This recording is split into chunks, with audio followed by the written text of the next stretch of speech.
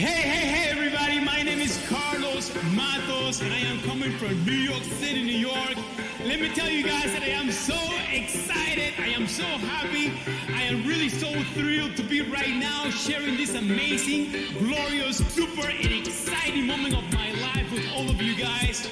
And let me tell you that we are really changing the world as we know it. The world is not anymore the way it used to be. No.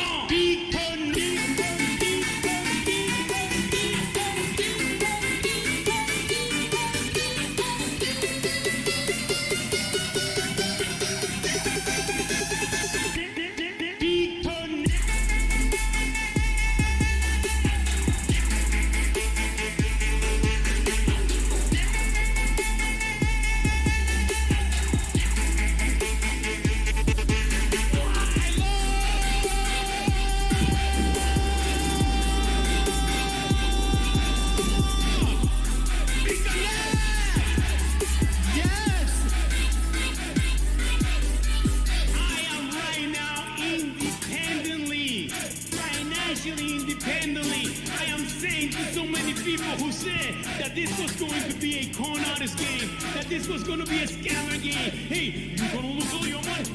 I'm telling him behind it, this is real. No. That's a scam.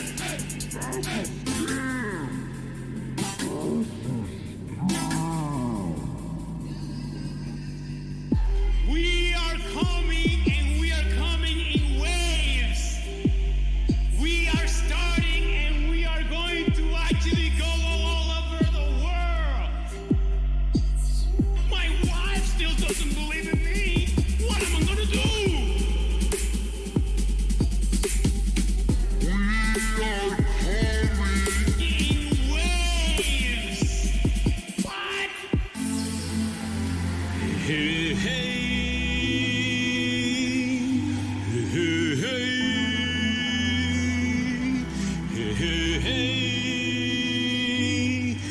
Good morning, good afternoon, good evening to everyone from around the world. This is Carlos Matos broadcasting live directly from the Bronx, New York, USA. What's up?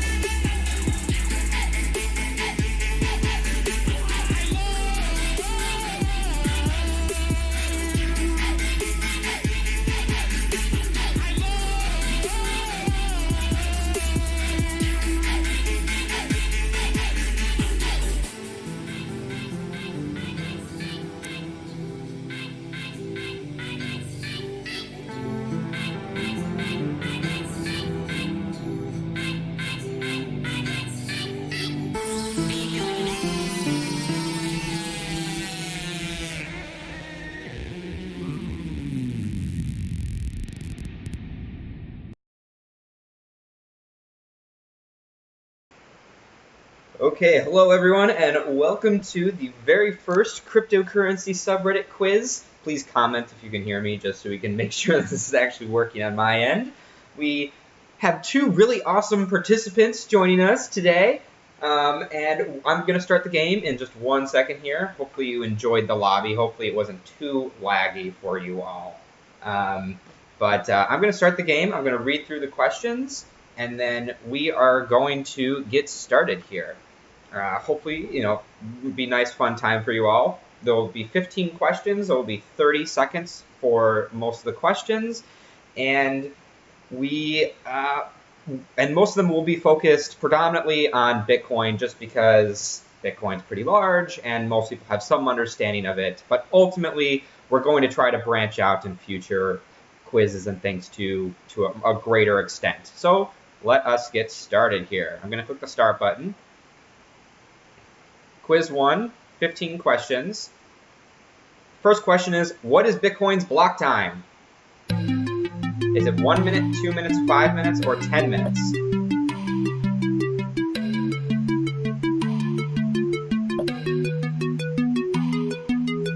You should still be able to join with the pin on the bottom left.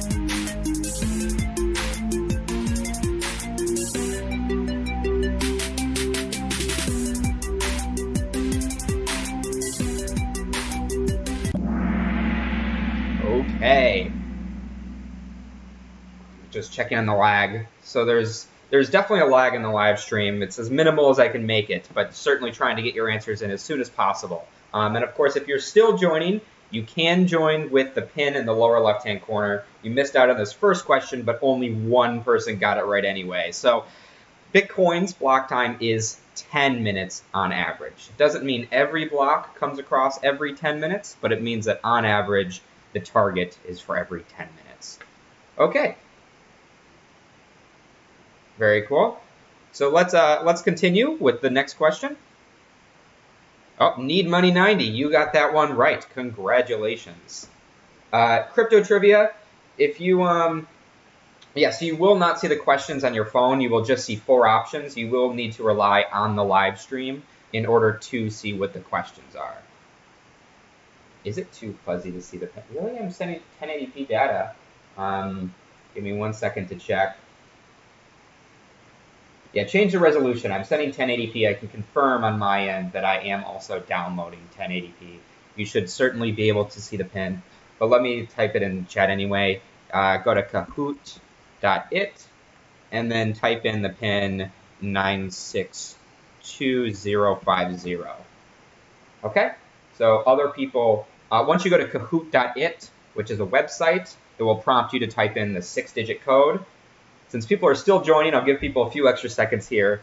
I'll basically have some confirmation that other individuals can join. Okay, perfect. Other people are able to see it with the better resolution. Good.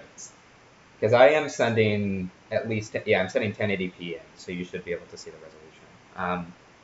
Yes, you do need to watch the YouTube live stream to see the questions. It's the best way I know to do it that is interactive.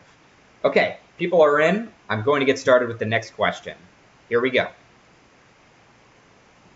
What is Bitcoin's current block reward? Is it 50 Bitcoin, 25 Bitcoin, 12.5 Bitcoin, or 6.25 Bitcoin?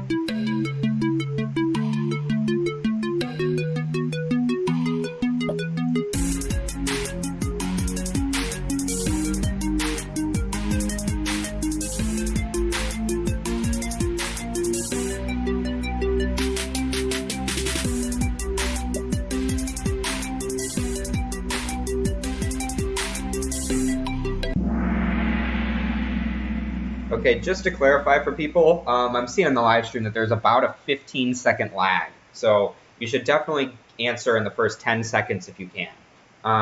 So the correct answer is 12.5 Bitcoin. Someone answered 6.25. It is not currently 6.25 Bitcoin. That will be the case on the next halving. So Bitcoin started off issuing 50, and then after some time it went down to 25, now down to the current 12.5. And then finally, it will, well, I guess not finally, but next it will be 6.25 Bitcoin. So let's see who got that one right. Okay, Need Money 90, you are still killing it on the leaderboard. Anyone else? Try and get some questions right, and of course try to answer them as quickly as possible so that you can, as quickly as possible so you can get the most points. You do get more points if you answer it sooner. And definitely zoom ahead, just try to stay updated with the stream. I'll make sure to add a little bit extra padding for the next stream and of time allotted for the quiz, but just know that you will probably have to complete it with about 10 seconds, in the first 10 seconds or so. There's about a 20-second delay for some reason, even on super low latency. All right, so here we go with the next one. Question 3. What of the following transaction types are not one of the 4 types available in Zcash? Is it shielding, private, public, or mixing?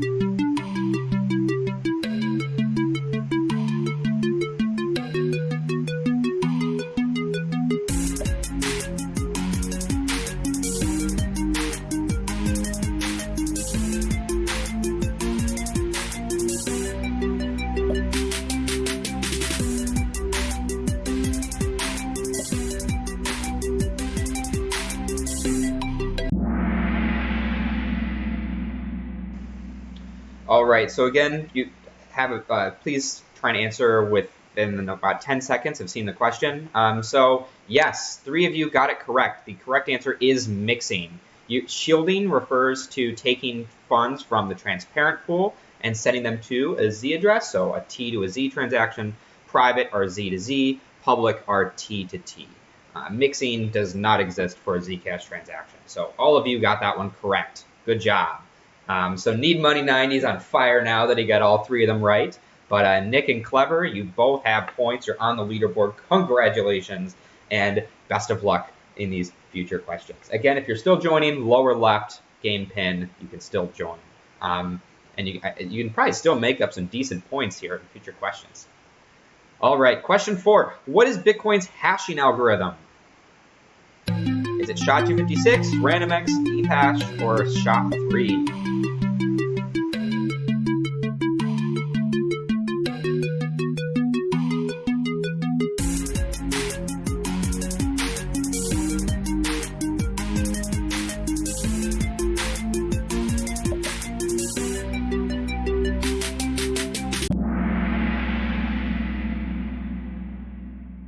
All right, yes, the correct answer is SHA-256. It actually is nested SHA-256, as I showed here, just to help people learn a little bit more. No, the answer is not RandomX. That is Monero's 2B algorithm. Ethash is Ethereum's, and SHA-3 is used by some very small coins like Aeon, but it's not used by any large cryptocurrencies. That one is meant to be ASIC friendly, one that is easy to execute on ASICs. All right. Next question, you ready? Need Money 90 still pulling ahead, but looks like Clever Rubric is in second place now. Congratulations. Next question, the Bitcoin Lightning Network has approximately how many channels? This is as of right now. So, what's the closest number? One of you either has incredible live stream capabilities or just clicked a random button at this point.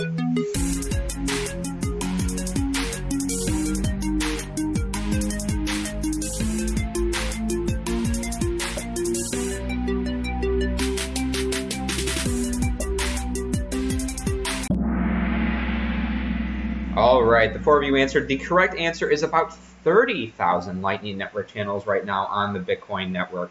That might be more than some people think, but 2 of you got that one correct. Let's see. Need Money 90 still trucking along, but Nick took second place. There's really a battle here for second place.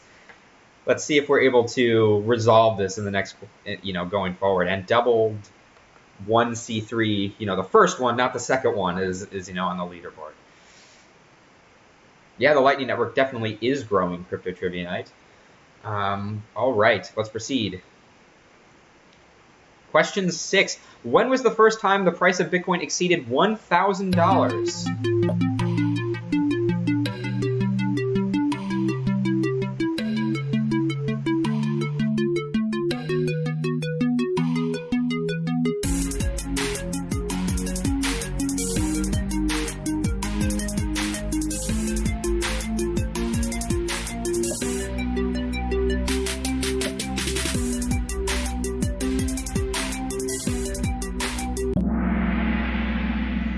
All right, luckily it looks like you all are answering in time now, just to like the latest second or two. So if you are on the edge of that, you only had about a second left. But yeah, the 2013 was the first time Bitcoin exceeded $1,000. It was very, very short period of time, and I do still think I'm sending 1080p over Need Money.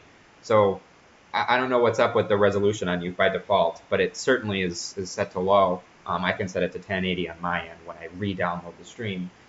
So yeah, 2 of you got that correct. 2013 for a very brief period of time, when it was in one of its first bubbles, especially when they. I don't know. Need Money 90. I'm sorry. For safety, it's probably some like DRM thing. I don't know. Oh, but Need Money 90, you might have just missed the question or something. But yeah, you did not get that one correct. No, actually, everyone answered. So Need Money 90 drops the ball on that one, but Clever Rubik is catching back up. This is still anyone's quiz here. All right, next question. Question 7. What Ponzi scheme did Carlos Matos famously promote? Is it ETH Connect, Connect4, Ponzi Coin, or BitConnect? Hopefully you all get this one correct.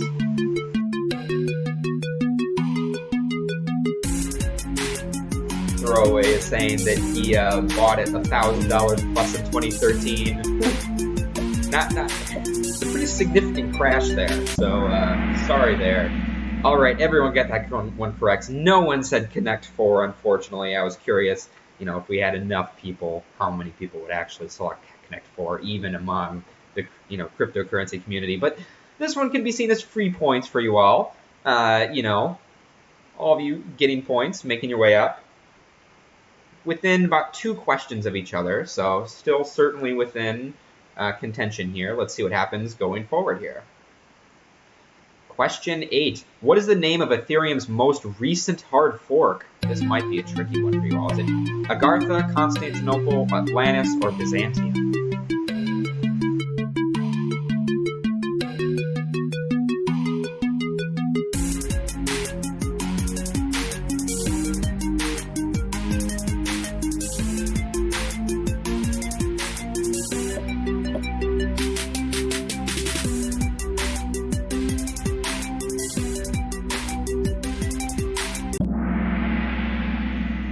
All right, the 4th person answered literally in the last second, but the correct answer is Atlantis, and no one got this one correct.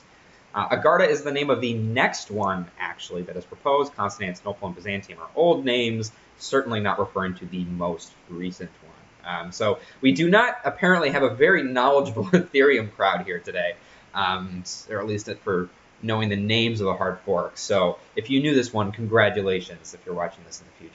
Join us in the future quizzes and, flex your knowledge on people. And people are saying, who cares about Ethereum in the chat? Yeah, we certainly have a very stacked hold the keys. It is the same as a multi-sig wallet.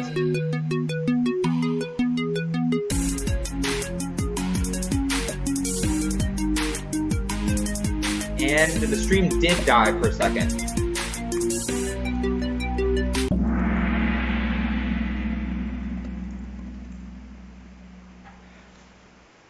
Okay, apologies. I'm not sure what happened there, but the stream died for a second. It might have been my internet. I have no idea. But someone said they guessed. Congratulations on guessing. Yes, someone else holding the private keys for you does best describe a custodial wallet. One where you hold your own private keys is, of course, a non-custodial wallet where several people hold the keys. The yellow answer is referred to as a multi-sig wallet. Now, that one may or may not be custodial. It varies. But no, it certainly is not the same as a multi-sig wallet in all cases, perhaps only in some cases. So yes, blue is the correct answer. Make sure you update. Again, I don't know why there was an outage because my CPU is all fine at this point, but check to make sure that you are watching the live version of this right now so that you don't lose an extra second or so when answering. Okay, next question. Yeah, next question. Oh yeah, back to the scoreboard. Clever Rubric is really closing the gap here. So, let's see what happens. Question 10. Which of the following reasons is the most appropriate to broadcast transactions over Tor? Is it to stay completely anonymous, to hide your IP address from the rest of the network, to hide the transaction graph, or to hide your wallet address? And everyone answered that one incredibly quickly. I'm not sure if that was simply, people just guessing. I hope not. But yes, the correct answer is what most people guessed, to hide your IP address from the rest of the network. You do not necessarily want to broadcast transactions over Tor only for the sake, or for the, Tor exclusively does not make yourself completely anonymous, an extreme extent, so that is not the best answer here. And no, Tor does absolutely nothing to hide your wallet address. It is completely irrelevant. So if you're using a transparent cryptocurrency, it's still revealed. If you're using a private cryptocurrency, it is obfuscated or hidden for a number of other reasons, just completely irrelevant to Tor. So, Need Money 90 still holding strong, 2,000 point lead. Clever Rubik still within striking distance, and double 1C3 and Nick with 2,700 points remaining. I still think there's a chance to catch up here in the last few questions, but it looks like we're double dice. Sorry, Nick's double. Okay, yep. I'll try and remember that next crypto trivia night. Sorry. Okay, so that's a scoreboard. Next question. Which of the following best describes Bisq, previously BitSquare? Is it a decentralized peer-to-peer exchange, a mixing service, a merchant payment service, or a DeFi lending platform? It looks like all of you are caught up on the live stream, which is nice now. But yes, the correct answer is red, a decentralized P2P exchange. It is not a DeFi lending platform. I believe you cannot lend on it. All right, so Need Money 90 back on an answer streak with 3 correct. Clever Rubric, 5,500-ish points. Double Dice, 3,700. And Nick, who presumably got that one incorrect, at 2,700. All right, next question. 12. Which of the following is not a DeFi lending platform? Is it Compound, Dharma, Definer, or Magic Lend?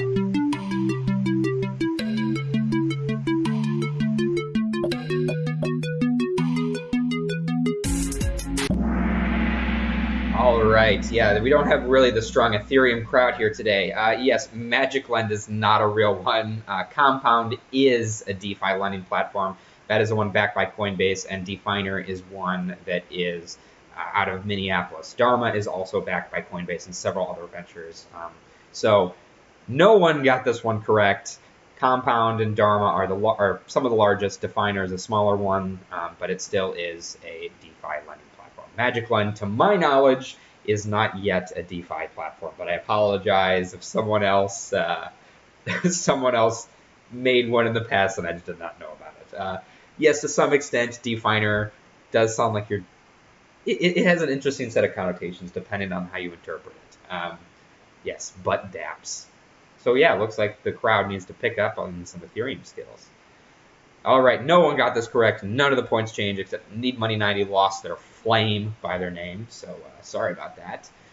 Next question, 13 of 15. What cryptocurrency is this video predominantly about? Let's move on to Bitcoin, shall we? That's Bitcoin, Ethereum, Dogecoin, or Nano. Has now almost overtaken all-time high this week of $900. Now, at its peak, if you had invested $1,000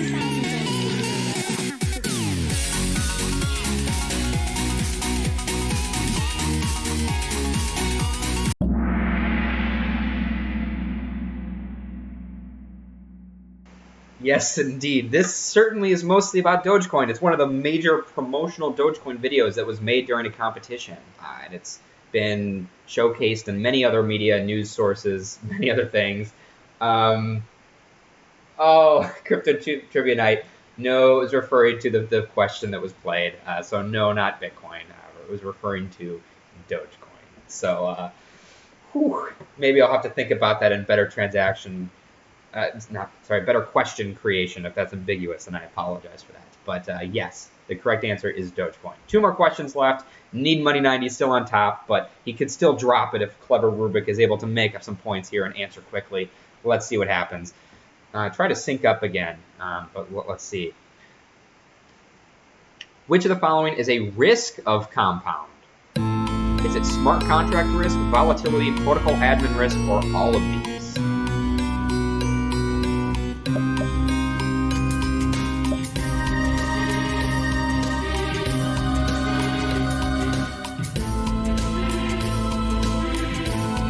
You all did really well in the other Ethereum questions here.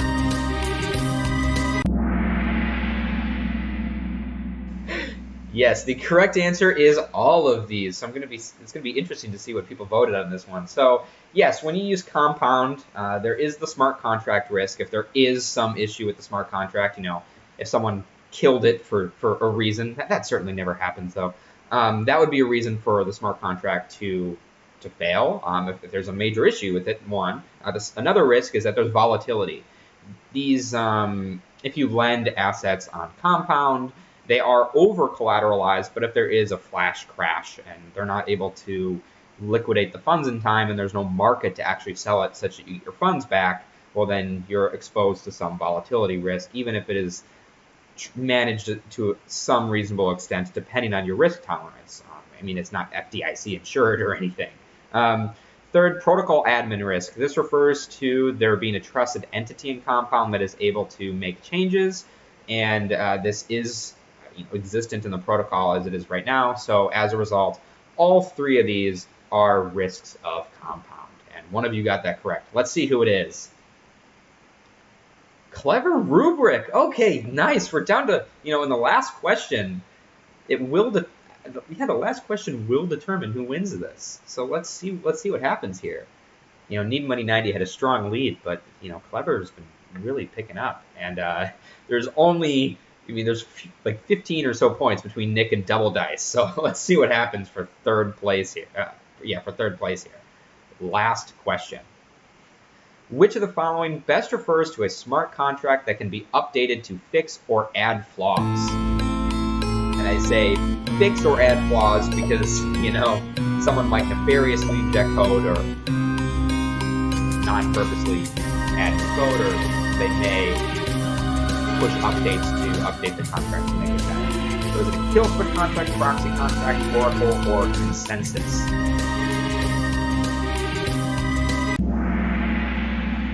One of you got this one correct. Okay, so let me explain this real quick before we proceed to seeing who actually won this one. So a proxy contract refers to making an immutable contract that refers to another set of code, and this other set of code can be updated. So yes, the main contract itself may be immutable, but it might just point somewhere else.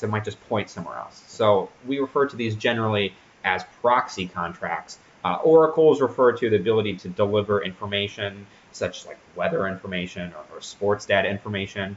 And kill switch refers to, it's just not the right answer in this case. Neither is consensus. So proxy contract is the best answer for this question. So let's see who won this one.